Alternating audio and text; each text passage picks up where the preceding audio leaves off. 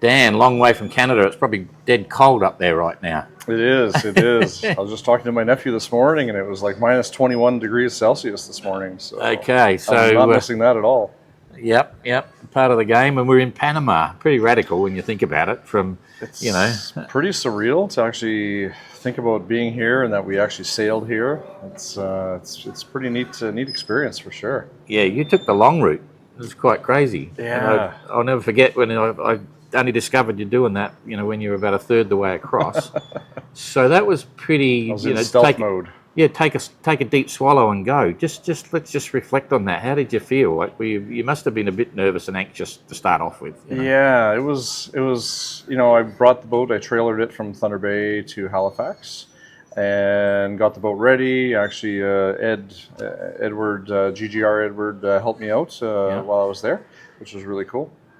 And getting the boat ready and all that kind of stuff. And it was pretty surreal when I did leave because it was pretty melodramatic. There was a guy that I had befriended, and he come by. He says, "Let me know when you're leaving in the morning, and I'll come over." He says, "I got a couple of things for you." So he brought over a bag of oranges, anti-scurvy devices, and a 6-pack of Alexander Keith's beer, and tossed my lines off and said, "Have a good trip." And as I was motoring away from him, I was thinking, "Oh my gosh, I can't believe what I'm doing right now." Well, I got to tell you, when I saw what you were doing and where you were at the time and the weather that was there, I said to Jane, "I didn't design the boats for that." Yeah. So I left, and the weather, it was about 18, 20 knots when I left, which wasn't all that terrible. But I had never really been on the ocean by myself. In that boat, I'd been on our Lake Superior, but not in the ocean. So it was my first ocean experience, and solo in the whole works, right? So it was. Honestly, it's very adventurous, very gutsy. It's just, you've got a real spirit to push it. But was that because you felt obligated because you'd built the boat and you said you were going to do it? And all this I wanted to test the waters. I wanted to see whether, because I didn't make any commitments to enter any races yet. So I really wasn't sure if that was really for me. So I wanted to do that and get that full experience, and then make that decision afterwards. Yeah. And that decision took months to do as well. So, I got out. I think it was 4 or 5 days, and I was sitting in some doldrums, and I couldn't see it, but Edward and my Captain Morgan and a few others were watching the weather on windy and stuff. And there's a tropical depression starting, and it started from south of the Azores and was heading on a northwest track, and it was basically heading right towards me, and I couldn't do anything about it. And it was probably good that I didn't see the actual images, because after I looked at them later, it was pretty intimidating. And the ironic piece of that is that the tropical depression was named Dawn. Yeah, I remember. So that was pretty. So I spent like 6 days trying to avoid you. Yeah. Exactly. But it worked out really well. I got by that. Actually, sorry, 6 days total of rough weather. That was about 2.5 days of really rough stuff my first encounter of 20-foot waves, and it was forecasted to be 25 knots of wind, and it was more like 33, 35, stuff like that. So it was pretty scary for me, my first encounter with that kind of waves and wind. But I mean, the boat worked out fine. It was just me that was the issue, right? So it was keeping my head on straight. And then I got to the Azores, and it was great. There was a festival going on, and there's people there that were friends with Janusz Murderski. Yeah. And they welcomed me in, open arms. They're like, "Come on our boat." And so it was a great welcoming. And I stayed there for 6 nights or something like that in Horta. And a couple more nights in Fiel, in Flores. Yeah. And then sailed to Portugal after that. So stayed went right to Portimao. Yeah. And the boat sat there for 14 months before I went back and started setting it up for the Transat. It's really, you've all, without being pompous, you've always got an air of confidence about you because of the way you set it up, and got there. So you're always one step ahead of everyone else. But take me back to your sailing background and your adventure background. What did you do for a living? So originally I'm a tradesperson. I'm a machinist. Yeah. And so always working with my hands, building stuff and all that kind of thing. Mainly I was steel worker and welding and all that sort of thing. Yeah. And then switched careers and got into education. So still teaching the same thing that I did before, so welding and machine shop and that sort of thing. Yeah. So I've been teaching now for 18 years. Yeah. And I'm the chair of technology in my department. So you haven't retired. This is just a sabbatical. No, this is, I'm on a leave of absence. And, yeah, okay. And hopefully my job is still there when I get back. Maybe they're going to forget about me. And how will they forget? They must be watching. They must be following. My key card might not work again. Yeah, but they're obviously all following what's going on. Yeah, there's a big group of them that are edging me on and pushing me and to do well. So it's really nice. Yeah. Okay. Yeah, some good well wishes. So how would you describe your Transat? That was the next biggest thing, right? And describe it to me in the context of you want to sail well, but it was still a whole new ocean and things like that. Right. Yeah. It was different. Way more consistent winds, stronger winds. Like you're talking about the Transats, the race. So, which was good because all I encountered, other than the 6 days of rough weather on the first crossing, was 8 to 10 to 12 knots of wind, which was a battle because that boat needs 12 to 15 knots to really do well. So this here was consistent trade winds, which was nice, and so I really enjoyed that. But I also then, I think it was day 11, I suffered a sciatica injury. So after that was not a great thing for that Transat. So it wasn't really the experience I was hoping for. But the first 11 days were great. There's competition. I enjoy the race piece. I enjoy the ocean and all the mammals and the birds and all that kind of stuff. So that was really, really special to me.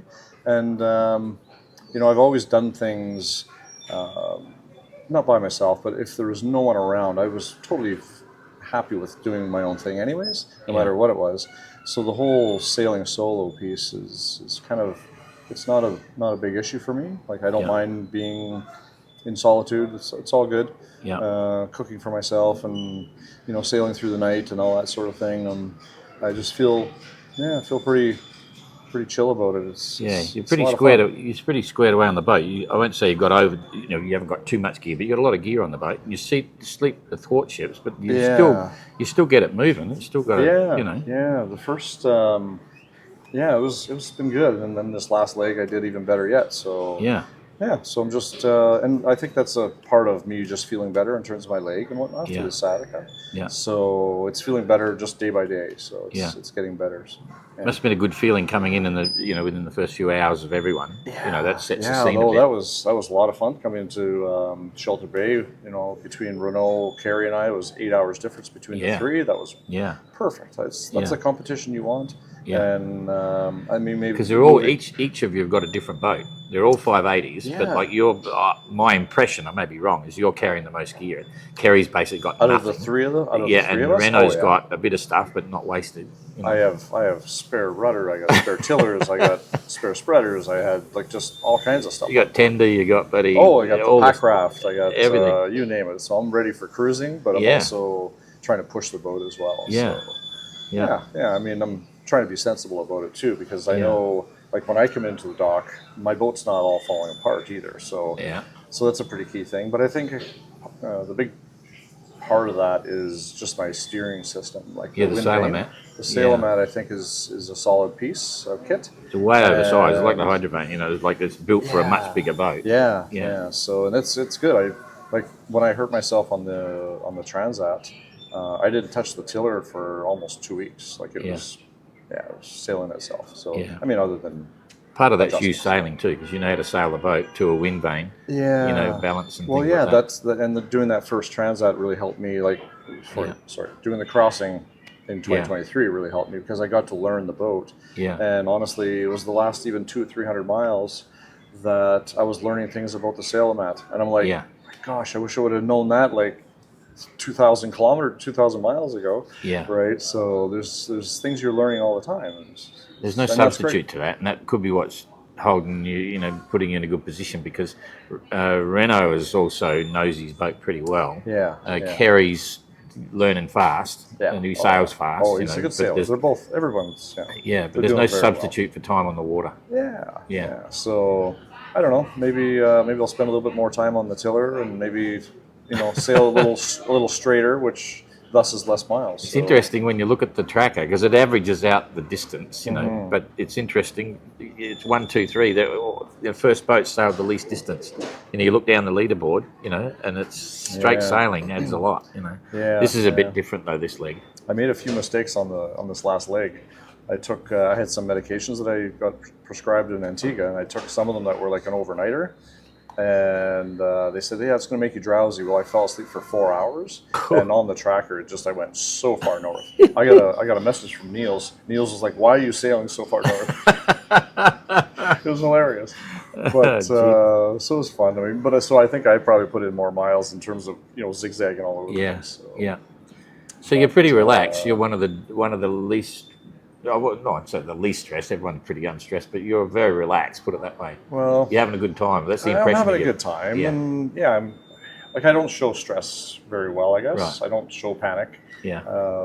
Probably because of my business background, we used to deal with a lot of stressful situations, and you have 130 employees that are relying on you, and if you're breaking down and panicking, then everybody else is in trouble too, right? So but I think it's knowing the boat, knowing the steering gear, knowing what I can do, and then knowing what the boat can do, depending on the situation and the weather conditions too. Because that's, who knows, right? I mean, we might get in the Pacific and see some crazy storms or who knows what. Yeah. But certainly the leg from 5.8m to Tonga can always throw strange stuff. It's quite a solid sort of trade wind, strange area. Right. This one I know nothing about other than what you read and see, and it can be long and grinding. You know? The next crossing here, that's going to be a challenge. So tell me about you living on board the boat when you're at sea, because you sleep athwartships. Yeah. And, you just describe your take on living, cooking, eating.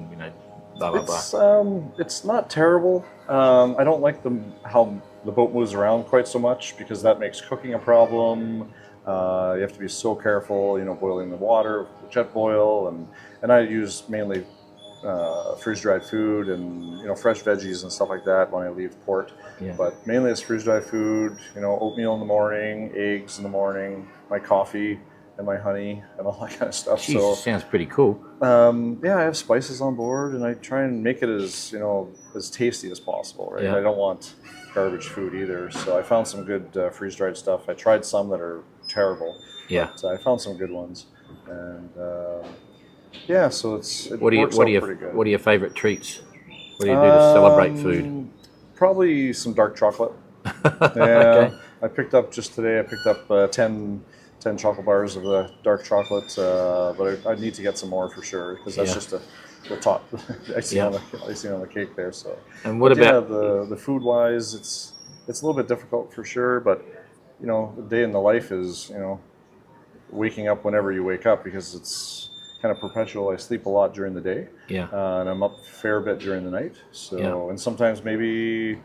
I don't know, maybe my competitors are having a snooze at night, so maybe I could be just a little bit better than them during the evening hours, during the nighttime, and they wake up and they're like, hey, what's going on here? The psychology is funny. I remember when in the transit, my transit with Pete, I said, this is exactly what happened. You say, now Pete's not going to be up tonight. It's 2:30. He's gone down. Right, I'm going to drive like the clappers tonight. Just sort of, anyway.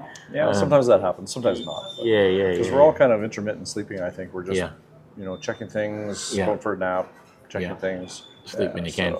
Yeah. So what do you do to step off the boat and relax? Music, books, ready, what? Yeah, like on the boat? Like what when you're on the boat, when you're sailing in the legs. So mainly music. Download a lot of music and stuff like that. I have a Kindle this time instead of physical books. Yeah. So I have a Kindle with, and a friend gave me like 4,000 books. So I have books coming, like I could read forever, right? So. But mainly reading. I didn't do a lot on this last leg for some reason. I don't know why. And I didn't do any after quick I hurt leg, myself. Quick and seemed pretty quick. I won't say violent, but there was a lot going on. Yeah, it wasn't too bad at all. Yeah. But it seemed to just be like one of those things where you just get going and you're done again. So I just kind of concentrated on, maybe that's why I did a little bit better, because I wasn't messing around, just reading books and, cruising, focusing a little bit more on the race and being a little bit more competitive maybe. So what do you do with comms now? Have you got a Starlink as well? No Starlink. No Starlink. You must be one of the few that doesn't have one. I know. There's little boxes coming in here like crazy, and I think it's 10 can't or afford 11. it, to be honest with you. It's too expensive. Not so much for the unit, but the monthly costs. Time, yeah. And plus, I have the Iridium Go exec already, and Yeah. I have some sponsors that taking care of that for me. Yeah, so, cool. So that's good. I'm good with that. Yeah. And sometimes I don't want too much communication anyway. So Yeah, so where's the balance there? Like, you know, it is disruptive when you got to talk to people and stuff, but you're still getting stuff out there because you got quite a following. Yeah. Like I could still do like a Facebook post and send a couple photos on Facebook, but I can't really see the comments for some reason. And I think it has to do with my phone. If I went on a laptop or something, it'd probably work out. But yeah, I'm able to talk to family, and we use the little voice recorder thing, and so I can talk to family and friends and other competitors as well. So we keep in contact quite a bit. So I'm never too far away, and that thing stays on 24 hours a day. As opposed to the Starlink, a lot of the competitors, they have to shut it off, so they turn it on. So you leave your exec on 24 hours a day? Yeah. For incoming, outgoing? Yeah. Okay. So how many amps do you reckon it's drawing? well, it just trickle charges, like in terms of the battery. So it's just on a USB plug, and it stays at 100%. So it's like very, very minimal. That's cool. As opposed to it going all the way down and charging it all the way up again. Yeah, I don't have much of a problem with the power on board. It's the 200 watts is fine. So that's cool. Yeah. So what about your navigation practices? How often are you running your chart plot all the time, or you just sort of checking things every now and then? Yeah. Well, the chart plotter's on almost all the time too. Yeah. Unless there was one time. Oh, actually, just after I started the pre-qualifier, 12 hours later, everything went down, so I had to shut it off. Obviously. Yeah. But it's on quite a bit. I'll shut it down in the middle of nowhere because there's nothing really to pay attention to. Yeah. And I'm on the YB3 tracker all the time, so I'm kind of checking to see where everybody is. But then again, even that, I shut it off sometimes, and I don't check it for a day or so. Just to kind of get myself away from that and just focus on sailing and trying to be as fast as possible. What was the biggest challenge for the Leg1? Was it the weather or the sea state, or what's a standout for you? Oh shit, this happened. Well, just in terms of the sea state, so that was a challenge too, because it was way different than the Atlantic, right? The Atlantic was big rollers with smaller ones coming at 90 degrees, so that was a bit of a challenge. But I kind of missed the big rollers because that meant a little bit of surfing and some consistency. Whereas in the Caribbean Sea, they were shorter.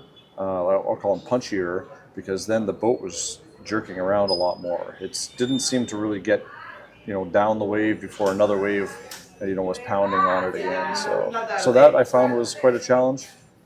And then, which then meant, the cooking was harder, everything else was harder. You're hanging on, you're trying to keep your balance and paying more attention to that kind of stuff too. So that was a big challenge for me. But the weather was better. I found it nicer because there was no big squalls and stuff like that. So I kind of enjoyed that better. But then, as we got a little closer, it started getting hotter and hotter too. So then I didn't really feel like eating too much, but I kept my water intake up sufficiently, so I wasn't really dehydrated or anything. But I just think I lost a lot of weight because of just not eating, because it's just, I don't eat a lot when it's hot. So you must feel healthy though. Everyone's sort of a bit the same. Yeah, I felt healthy. I felt fine. I didn't feel fatigued or anything like that, and still ate dinners and that sort of thing, and still had some chocolate, and some snacks and a few things like that. Keep it on the hull so it doesn't melt under the floor. High cocoa content, then it doesn't melt at all. So. So that's cool. So that was it was just different, right? And I assume that the Pacific is going to have its own flavor as well. It's going to have its own taste in terms of sea states and weather patterns, and This is quite a classic leg. This is one of the all-time classics from Panama to Marquesas. You hear horror stories as well, but mainly light weather horror stories, things like that. So have you got a game plan yet? Have you looked at what you're going to go? You're going to go north, south, east, west, whatever? I don't know. There's trains of thought for both, and I mean the shorter route is going to be, I think, going south of Galapagos. But depending on the weather, like right now, it doesn't show much wind. Like up until Thursday or Friday anyway, so that's going to be a challenge in itself just to get away from here. And I really don't know. I'm just using all the information I have to understand the currents in the area, and try and over the next couple of days, now that we're closer to the actual start date, I'll start developing a firm plan of what I'm going to do. We've been looking at a bunch of different scenarios. So. Okay. So did you get much water down below in the last leg? Or in the Transat even? I think you've been pretty dry. No, it's been pretty dry. There was only one little fitting came off of where my solar panels connect into, go into the hull, and I didn't realize it was broken. Then just some water got in the cockpit seats, and then it was flowing into the boat. I didn't realize that. And so other than that, no, the boat's been pretty watertight. So what's your safety routine? You know, do you wear your harness all the time, or any part of the time, or only when you got to leave the cockpit? You know, how do you manage that? Yeah, my tether's on all the time. All the time. Yeah. And this, the Transat and this first leg of the MGR, I've had my full harness on, right? So the full harness that just has the PLB and the AIS beacon and everything else. So I do have one of the strap ones, strap harnesses, which is fine, but geez. You know, if I security, So I have it on all the time. My tan lines are from that big harness. It's interesting. I haven't been answering people this question until Popeye just a minute ago, and it's always an interesting subject because I'm hopeless. You know, I often wouldn't. You know, nighttime you're up there, you always wear it, but I'm not wearing a harness a lot. In the cockpit when I understand what's going on. But I just know when I need to wear it. But I always have it by the companionway, so you can just reach in and grab it and just go. You know. Yeah. I'm tethered in. I mean, I'm tethered in obviously when I go on the deck and stuff like that. And so you're bucket and chuck it, or you're dumping over the side? Yeah, just bucket and chuck it. Oh, because I used to dump over the side. Yeah. But I did splurge this time on this crossing. You got the secret bucket with the that's Adam. I bought a toilet seat and ripped the lid off of it, so I put the toilet seat on top of the bucket. So there it's you like just stepped it right up. Jeepers, getting a bit sophisticated. It's just crazy. Better than the pool noodle across the rim. That's cool. We should get everyone to photograph their bloody bucket. You know, we could make a good color. Actually, I'll do that. I said we want photos of the buckets, and we'll do a gallery. We won't name them, and we'll see if people can put their name to their dunny. Right. Anyway. So that's even on this last crossing, that's even a challenge, right? I mean, you're bouncing all over the place. Oh, absolutely. Sometimes it's a real pain. So you yell and scream at the sea, and there's no one else there to listen, so you might as well just make it, just be vocal about it, right? So yes, too true. God, I lost my train of thought then. I had a really good question. Oh, first aid kit. Have you been dipping into the first aid kit for anything in particular? Well, when I did the drugs for sciatica and stuff. During the Transat when I hurt my sciatica, I was in there. I was pretty heavy on the tramadol for a while. But I found out it wasn't all that strong anyways, and it wasn't a nerve blocker, so it didn't really help. So, but a little bit of that, and then the ibuprofen they've prescribed, and a couple things. So was that like other than that, was it like a specific injury or something that you've been bothering you in the past? No, that was specific. I fell onto the cockpit seat, and my main sheet block was laying there because I wasn't using it, and I sat right on the pin of the shackle, of the big shackle, and it hit right on the nerve. So it shouldn't return. So it was an accident. So I've never had it before, and I mean it still bothers me. Like my leg is still numb. So it's there's an injury there for sure. It's not just an aggravated thing. So, but so that was part of the first aid kit piece. And then since then I've had prescriptions from Antigua, and then bought stuff here over the counter. And it's amazing what you can buy over the counter here in Panama. It's ridiculous. Don't go there. I'm just like, yeah, exactly. What do you want? How much do you want? Oh, okay, fine. Oh, that's cool. Oh, yeah. That's all right. Hey, I've never asked anyone this stuff before, but in terms of the notice of race and preparing the entrance for the voyage ahead, your survival training, your medical training, your navigation requirements, things, how would you describe all that? Are you satisfied with it, or do you think it was deficient in any way, or something else that we should have been doing? Well, I don't think it's deficient in any way. That's a quick answer. There's lots to it for sure. Did you enjoy that ride, or was it a pain in the ass? Well, I'm kind of methodical that way. So, I mean, I read and I make sure I'm, ticking all the boxes as we go through. And the biggest thing, and me coming from a business standpoint, is about safety and making sure that you're doing things to comply with rules and regulations, which we're not governed by anything, but it's all for our safety too, right? There's reasons why all that stuff is in there. Yeah, absolutely. It is a bit of a pain sometimes because you're thinking of the redundancy of multiple, stages of things that are in your grab bag as well as that's on the boat. Yeah. But at the end of the day, geez, if I'm in that life raft and I need my YB3 tracker and I need my sat phone and I need my snacks and I need my water, everything's in there. It's funny, when we first came up with it, we thought, oh, it's a mini, we try to keep the cost down and stuff. And then I thought, oh, we better have 2 satellite phones, And then the YB3s was, oh, we'll make the second one optional. And then we thought, nah, shit, we can't. And now I'm into it, of course. I'm glad that we did everything the way we had because it's already proving valuable. Yeah, I mean, people are throwing them overboard too. So there's I haven't lost mine yet, but and I assume it still works. But but I check it before we leave and make sure everything's all charged up. Too true. But I think the redundancy is not a bad thing because it makes sense. It's our safety, right? I mean, if something happens, that's the whole thing. What if it happens? So too true. So so are you enjoying the ride, like the whole big picture, building the boat? So simple words. Did you enjoy building the boat? I enjoyed building the boat. Yeah. Yes. What was the worst part about building the boat? Well, I soon realized after building the boat that it was actually a finishing project because you had to coat everything with epoxy and do primer and top coats and all that kind of stuff. And I hate doing that kind of stuff. Okay. So what was the most satisfying thing about building the boat? I think as it rolled out of the garage and it was actually a real boat and it was something that it looked good. It looked good. And then obviously when I launched it in August of 2021, so that was pretty cool. Okay.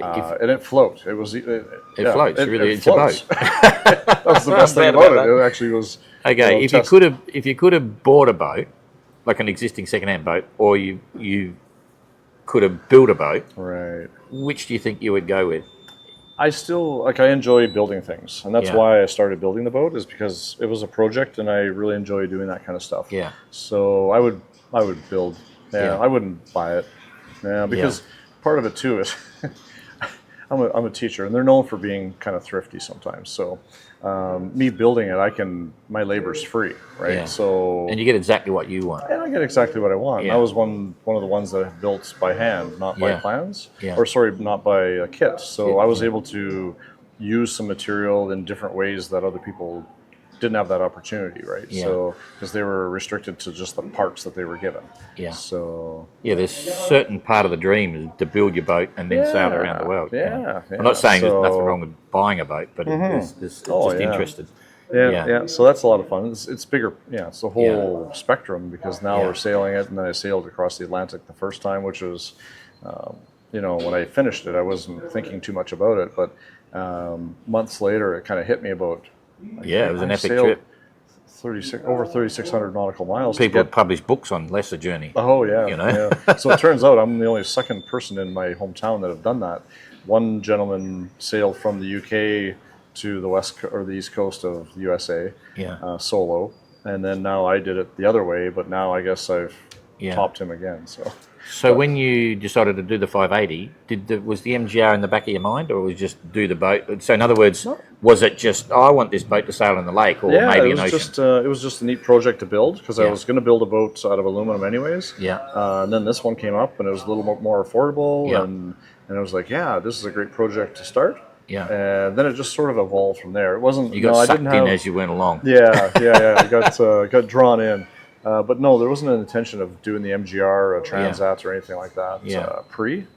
It just sort of evolved, right? Just the conversations with the 5 of us that were building and that you raced with on the first Transat, and then it just sort of went from there. And then some people were talking about it. Oh, do you think you'd ever do that? And I'm like, geez, that's a monumental task, right? In terms of just logistics of getting that boat there. And then I made the decision, well, if I ever do want to do that, how do I know whether I can sail on an ocean and whether I would enjoy it and that sort of thing? That was where the crossing came from in 2023. So So now that there's obviously 2 parts to the MGR. One is the money, and the other's the time. Right? Which came first? Did you have to think, I don't think I can afford it, because you're out of work for a year and all that sort of stuff, or is it just the timeline? Being away from family and friends and things like that. So what's the question though? What's the most challenging, or what's, Yeah, they're the two big issues. How do you surmount those two issues? Yeah, so I used some words from Edward from the GGR, and he said if you're going to do this, make sure you have people surrounding you that can help you out. That's the biggest thing. And I think I've done a pretty good job with that. I have good people around me, family, friends, stuff like that. But it also just takes dollars, right? It takes a lot of money to do so. I was able to get across to Portugal pretty cheap, but it still takes time and money to get there. Yeah. So at least I was there already at the start line, so to speak. So that was helpful. I didn't have to. All I had to do was fly there to get going again. Yeah. But the time off is challenging because I was taking a leave of absence to start with anyways. So part of it is paid, part of it is unpaid. So coming up here soon is going to be the unpaid portion, which is going to be challenging, right? And the time, it's a long race. Yeah, we're still one more year yet. We haven't just started. We've only just done a pissy little leg. It feels like we've pissy little leg. It feels like a lot already. Yeah. I just added it up a few days ago. I got 8,400 nautical miles under the keel so far. Yeah, which is a lot more than anybody else in the fleet, the next few months are going to go really fast, and we're all going to sit in Fiji and look back and say, "Shit, we're nearly halfway around the world." Right. It's good. It's going to be quite we're almost impressive. halfway through the MGR. Yeah. So we still have a long ways to go yet. We still have a full 12 months. Everyone plus, who knows? And having said that, it's kind of funny from my perspective. We'll see what's going on. Yes, we've all got a long way to go, but I feel very confident of what I'm seeing. Yeah, the boats and the people and all that sort of stuff. Yeah, I feel like I always said, I feel confident in finishing the race. Yeah, and I think just the way I'm managing the boat and trying to be, competitive, but yet still, conservative in terms of making sure the boat lasts. Yeah, because you want to come into. I need to make it to the finish line. You can't win if you don't make it to the finish line. Okay, you're probably the sort of person to ask the question. What advice would you give to someone? First of all, should they or shouldn't they build a 580? And why? I think that's the best way to explain it. What advice would you give someone who's thinking about building a 580? Just the 580. Well, I think if you're interested in building a boat, it's a great boat to build because it's manageable. It's physically not huge that you can actually do it in the garage. That's where I did mine. The cost of it is fairly low, depending on how you fit it out. Right. The plywood is not the expensive part. It's all the standing rigging and all the hatches. I was very surprised at the hatches and how much they actually cost because I put Lumar ocean hatches. I would say dive in and get it done. We did that on purpose, because I figured there would be a lot of people who'd be tempted to build their plywood hatches and this and I said, no, you don't go there. They've got to be proprietary hatches. And I had some cheaper ones on there and I actually switched them out because I figured for... one of Trekker's just failed, which is really surprising, but anyway. Oh, yeah. So I think the whole thing, if you're interested in building a boat, I think it's a great boat for the right, the right area too, right? It's next one. Someone that's thinking about doing the MGR, what's your words of advice or recommendations? Not whether they should or shouldn't, but your words of advice. What's your experience? What can you tell them? Well, make the decision early if you're going to enter the race, and then start preparing for it. Yeah, and that could be a bunch of different things. It could be the financial piece, it could be the physical piece, it could be you physically as well, mentally, that sort of thing, because there's so many layers to it. That's the biggest thing. There's the home life, there's the financial piece, there's the boat, making sure it's ready.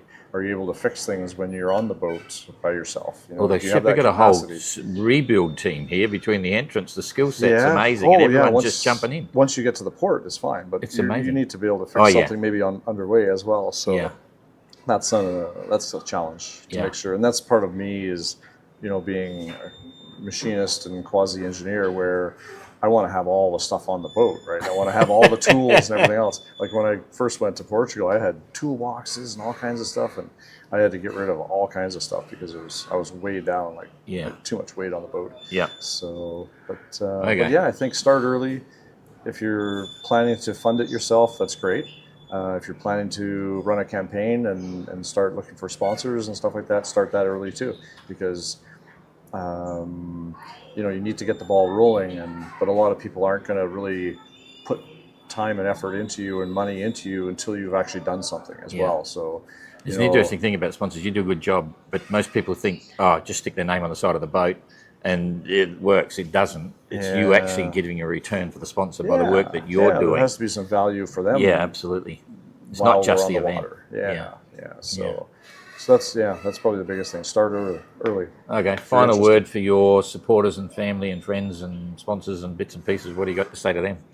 Well, I mean, I could be here for another 20 minutes, but I mean, the short of it is like my family, my wife, my 2 kids, my brothers and sisters. They must be loving it. Yeah, they're really following along, and it's really cool. All their friends are into it and stuff like that, so it's really neat to see. But yeah, I mean, their support is undeniably what I need. Right? They're well wishes and stuff like that all the time, and then friends and family. Friends around my city and people from all over the world. Actually, it's kind of ironic, but there's people I don't even know that are sending me messages all the time and stuff like that. So it's really nice to hear, and I just encourage people to do so. Not that I'm, being vain about it, but it really motivates me and really keeps me going. And to see those messages, even though I don't see them sometimes until I get back to port. There's a funny thing happening here. Everyone's making it look too easy. Yeah, you know what I mean? Like it's all going okay at the moment. And the boats are special and the skippers are special, but it'll be interesting to see what people are thinking by the time we get to Fiji. But it's not a worry, but it's interesting because it's I just know how difficult it is. Right. But we're all making it look rather easy. But at the end of the day, no one can lose perspective of the fact that there's 15 little minis, 19-foot plywood home-built boxes racing solo around the world. And we've got to be careful we don't highlight that sometimes. Yeah, that's right. So there's big challenges there for sure. Yeah. And I understand that. And I appreciate what we're doing and the risk involved and that there is risk there for sure. But absolutely. But I just want to thank everybody. It's really cool. And okay, good job. Follow along. Yeah, awesome. Thanks, mate. Yeah. Thanks, Don. Keep at it. Yep, Cheers. We'll see you on the other side. Yeah.